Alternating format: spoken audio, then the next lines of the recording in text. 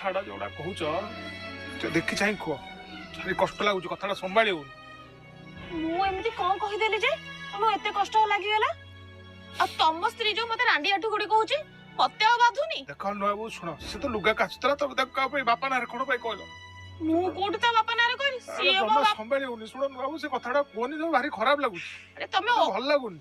ତମେ ଅଧା ସତ ଜାଣିକି ମୋ ଉପରେ ଚଢି ଯାଉଛ। ନୂଆ ବୋଉ, ମୁଁ ତମକୁ ବି ଚିହ୍ନିଛି, ତାକୁ ଚିହ୍ନିଛି। ସିଏ ଗୋଟେ ପିଲା କାନ୍ଦିବ, ତମେ ଯୋଉ ଭଳିଆ କଥା କହିଲ ଆତ୍ମାକୁ ବାଧୁଛି, ଆତ୍ମାକୁ ବାଧୁଛି। ବାବୁ ଶୁଣ, ତମେ ଗୋଟେ ବୋଉ ଯେତେବେଳେ ମଲା, ତମେ ଯେତେବେଳେ ଘରକୁ ଆଇଲ, ବୋଉ ଭଳିଆ ଭାବୁଥିଲି।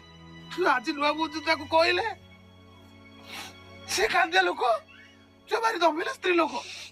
100 ଟଙ୍କାକୁ ସେ ଏକା ସମ୍ଭାଳି ଦବ। ଆଜି ସେ ହେଇକି ଭେ ଭେ ପୁଅ ହେଇ କାନ୍ଦିଲା। ତମେ କାନ୍ଦନି, ଛାଡ ତମେ କାନ୍ଦନି। ଗୋଟେ ଲୋକଟାକୁ କନ୍ଦେଇ ଦେଲ ନା ଏଠି। ସକୁ ବାଜି ମୋ ଆତ୍ମା କାନ୍ଦୁଛି। ଭାରି କଷ୍ଟ, ମନ ଦୁଃଖ କରନି।